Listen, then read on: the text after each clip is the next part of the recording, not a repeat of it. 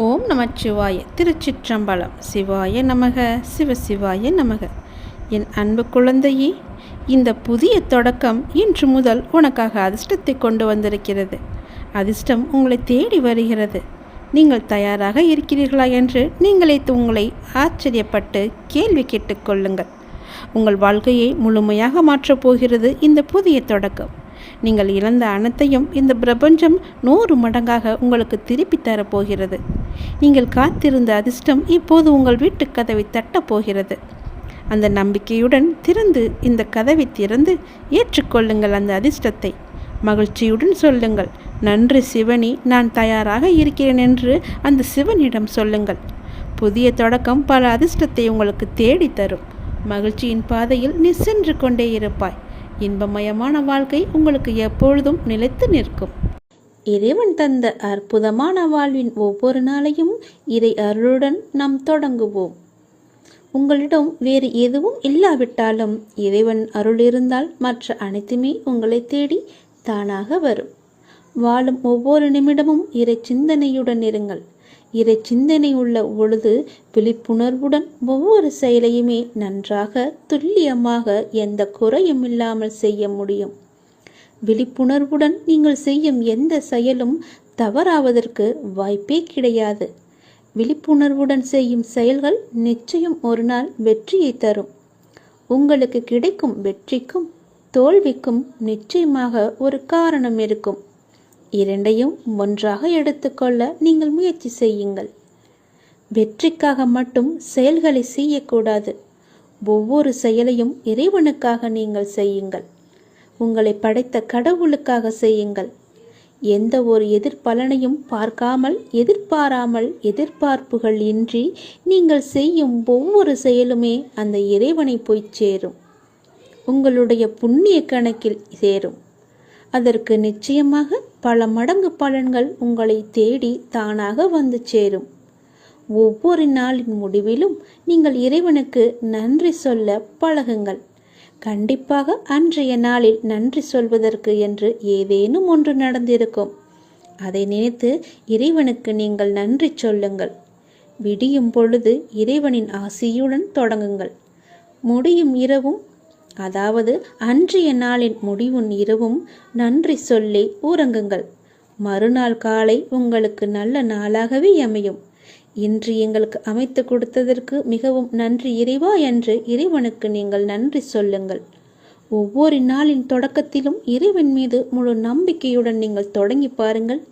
உங்கள் வாழ்வு எப்படி இருக்கிறது, அன்றைய நாள் எப்படி அமைந்திருக்கிறது என்று தானாகவே தெரிய வரும். எழுந்திருக்கும் பொழுது சட்டென்று எழுந்திருக்காமல் இறைவனின் பெயரை சொல்லிவிட்டு எழுந்திருங்கள்.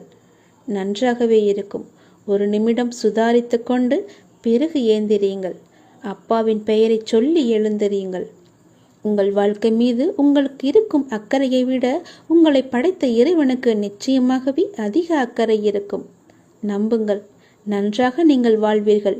இதனை உணர்ந்தால் இறைபலமும் மனோபலமும் உங்களிடம் அதிகரிக்கும் தானாகவே. இறைவனின் அருளும் ஆசியும் உங்களிடம் நிறைந்திருக்கும் முழுவதுமாகவே. எப்போதும் இறைவனின் அருளோடும் ஆசியோடும் நாம் தொடங்கும் நாள் வெற்றி நாளாகவே நமக்கு அமையும். இறைவனுக்கு நன்றி சொல்ல மட்டும் நீங்கள் மறந்து விடாதீர்கள். இறைவனின் நாமத்தை ஜெபித்து கொண்டே இருங்கள். இந்த மாதத்திற்குள் பல நன்மைகள் உனக்கு நடக்கப் போகிறது. உன்னுடைய வாழ்க்கை மேம்பட போகிறது. உன்னை தேடி பல வெகுமதிகள் வரப்போகிறது. எதற்காகவும் நீ கலங்காதே.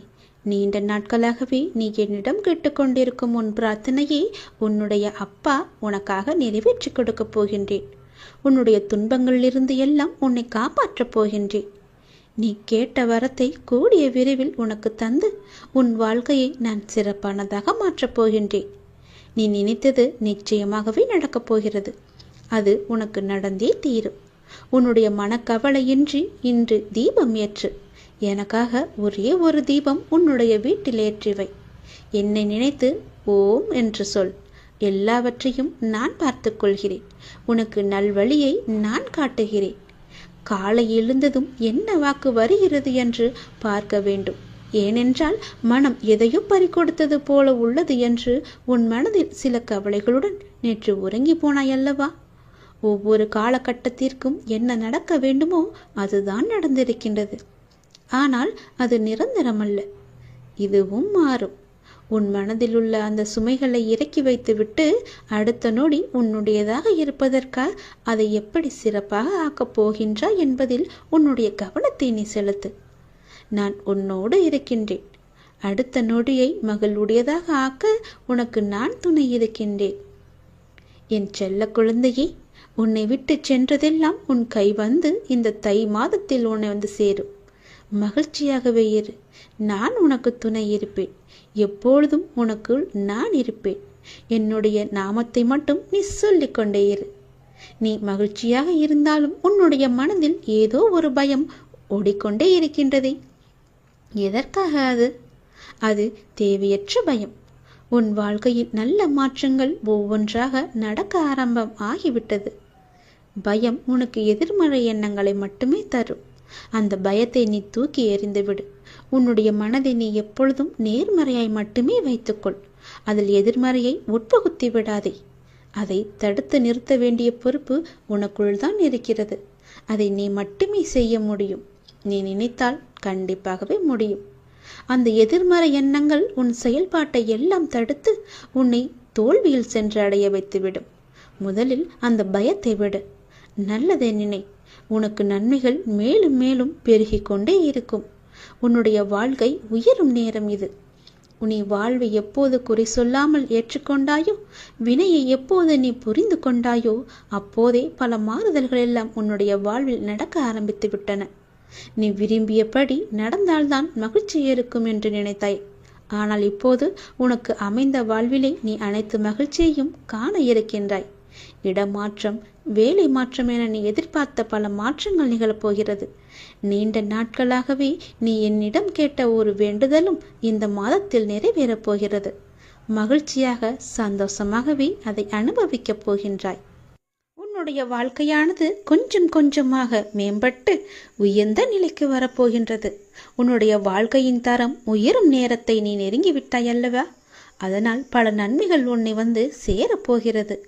இந்த மாதம் முடிவதற்குள் அதற்கான பலனை நீ அனுபவிப்பாய். கொஞ்சம் கொஞ்சமாக எல்லாமே நடந்து உன் முழுமையான வாழ்க்கையை நீ அனுபவிக்க நீ உன்னை தயார் செய்து கொள்ள வேண்டும்.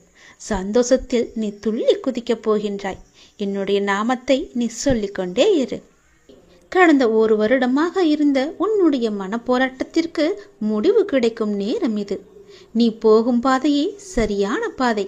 அதிலிருந்து நீ நகர்ந்து விடாதே. இந்த வழியிலேயே நீ போ. உனக்கு முன்னால் நான் சென்று கொண்டிருக்கிறேன் என்பதை மறவாமல் அதன் வழியே வா. நிச்சயம் நடக்கும். நன்மைகள் பல. நல்லதொரு மாற்றம் நிரந்தரமாக உன்னுடைய வாழ்வில் இன்னும் சரியாக 3 மாதத்தில் வரப்போகிறது. அந்த நல்லதொரு மாற்றம் நீ எதிர்பார்த்ததை விட பல மடங்கு உனக்கு சந்தோஷத்தை அள்ளி தரப்போகிறது. அல்ல அல்ல குறையாத சந்தோஷம். அதை நீ அனுபவிக்கப் போகின்றாய். இது உன்னுடைய வாக்கு அல்ல, இது என்னுடைய சத்திய வாக்கு. உறவுகளில் உள்ள நிலையாமையை நீ புரிந்து கொண்டாய். உலக உண்மைகளை கொஞ்சம் கொஞ்சமாக நீ புரிந்து கொண்டாய். அடங்காத மனத்தினை என் நாமத்தால் அடங்க வைத்து நீ இப்போது பயின்று வந்து கொண்டிருக்கின்றாய். எப்போதும் நேர்மறையாக சிந்திக்க நீ பழகி கொண்டாய். இனி என்ன, ஏன் கவலை? இந்த வாழ்க்கையை கடப்பது உனக்கு எளிதாகவே இருக்கப் போகின்றது. இனி உனக்கு வழிகாட்டியாக நானே உன் கூடவே வரப்போகின்றேன். உன் கர்ம வினையை தீர்க்க வைத்து இந்த வாழ்வை நீ நிம்மதியோடு கடக்க நீ என்ன செய்ய வேண்டும் என்பதை அவ்வப்போது உனக்கு நான் குறித்து கொண்டே இருப்பேன். குறிப்பால் உணர்த்தி கொண்டே இருப்பேன். நீ தயங்காமல் முன்னேறு. நான் உன்னுடன் எப்போதுமே இருப்பேன். உனக்கு எல்லாவற்றையும் புரிய வைத்து உன்னுடைய வாழ்க்கையை செம்மையாக மாற்றி காமிக்கின்றேன். கடந்த 1 வருடமாக இருந்த உன்னுடைய ஒரு மனப்போராட்டத்திற்கு இப்போது முடிவு கிடைக்கும் நேரம். உன் மனம் 1 வருடமாக பட்ட பாடு எனக்கு தெரியாதா? எத்தனை அல்லல்கள் பட்டிருக்கிறது, எத்தனை துன்பங்களை சந்தித்திருக்கிறது, எத்தனை கஷ்டங்களை அது அனுபவித்திருக்கிறது. எல்லோற்றுக்கும் ஒரு முடிவு கட்டப் போகின்றேன். உன்னுடைய பொறுமைக்கு பலன் கிடைக்கும் நேரம் இது. நீ இதுவரை கடந்து வந்த பாதையில் நீ பட்ட கஷ்டங்களுக்கு ஒரு முடிவு காணப்பாய். யார் உன்னை கைவிட்டாலும் உன் நம்பிக்கை உன்னை கைவிடாமல் உன்னை இவ்வளவு தூரம் அழைத்து வந்திருக்கின்றது. நான் நம்பும் என்னுடைய அப்பா என்னை காப்பாற்றுவார் என்ற நம்பிக்கை உனக்குள்ளே ஆழமாக பதிந்திருக்கிறது. அதுவே உன்னை இத்தனை தூரம் பாதுகாப்பாக அழைத்து வந்திருக்கிறது தெரியுமா? அந்த நம்பிக்கையோடு சேர்ந்த நேர்மறை எண்ணங்களும் அது எல்லாமே கூடி உன் வாழ்வின் பொன்னான தருணங்களை அது உனக்கு உருவாக்கி தரப்போகிறது. மகிழ்ச்சியாகவே இரு. உன்னுடைய வாழ்க்கை சரியான திசையில் நகர ஆரம்பித்திருக்கிறது. அது சரியான வழியில்தான் போய்கொண்டிருக்கிறது. அதை மாயை என்ற வலையில் நீ சிக்கிக்கொண்டு மாற்றி போக நினைக்காதே. அது தவறாக விடும். நான் சொல்வதை கேள். உனக்கு நல்லது நடக்கப் போகிறது. எத்தனை வருடங்களாக நீ தவித்து கொண்டிருந்தாய். எவ்வளவு மன போராட்டங்களை எல்லாம் அனுபவித்து கொண்டிருந்தாய். சந்தோஷத்தையே நீ மறந்து விட்டாய். அவ்வளவு துன்பங்களை நீ அனுபவித்து விட்டாய் அல்லவா? அது எல்லாமே இப்போது முடியப் போகிறது. சந்தோஷமாக நீ உன் வாழ்க்கையை ஆரம்பிக்கப் போகிறாய். உனக்கு துணையாக உன்னுடைய அப்பா நான் இருக்கும்போது எதையும் கவலைப்படாதே. எதை பற்றியும் நீ சிந்திக்காதே. மகிழ்ச்சியாகவே இரு. நிறைய மகிழ்ச்சியான தருணங்கள் இனி ஒன்றின் பின் ஒன்றாக உன்னை நோக்கி வந்து கொண்டே இருக்கிறது. இதுதான் சரியான திசை. யார் எது சொன்னாலும் அதை காதில் வாங்காதே. அங்கு உன்னை பயமுடுத்துபவர்கள்தான் நிறைய பேர் இருப்பார்கள். அவற்றையெல்லாம் நீ காதில் வாங்காமல் நீ போகும் பாதையே சரியான பாதை என்று நகர்ந்து போய்கொண்டே இரு. இதற்காகவும் நீ அதிலிருந்து பின்வாங்கக்கூடாது. நான் சொன்னால் பழிக்கும், என்னுடைய வாக்கு பழிக்கும் என்று பல பேர் சொல்லியிருப்பார்கள். கேட்டிருக்கிறீர்களா? அது எப்படி அவர்கள் சொன்னால் பழிக்கும் என்று தானே கேட்கிறீர்கள்? இந்த நான் சொல்லும் எல்லாமே அவர்களிடம் இருந்தால் அவர்கள் சொல் நிச்சயமாகவே பழிக்கும். அது என்ன? நான் சொன்னால் பழிக்கும், என் வாக்கு பழிக்கும் என்று தங்களை பற்றி சிலர் சொல்லிக் கொண்டே இருப்பார்கள். அது என் விஷயத்திலும் உண்மையாக நடக்கிறது. யாரையும் வஞ்சிக்காத ஒருவன், கடவுள் மீது அதிக நம்பிக்கையுள்ள ஒருவன் மனதார சொல்லும் எந்த வார்த்தைக்குமே உயிர் இருக்கிறது. அந்த உயிர் தன் சக்தியை காட்டிவிடுகிறது. ஆத்திரத்தில் சொல்லும் வார்த்தைகள் மட்டுமின்றி இயற்கையாக வந்து விழும் வார்த்தைகளுமே பழுத்து விடுகின்றன. எல்லாவற்றிற்கும் காரணம் தெய்வ, அதாவது குரு நம்பிக்கைதான் காரணம்.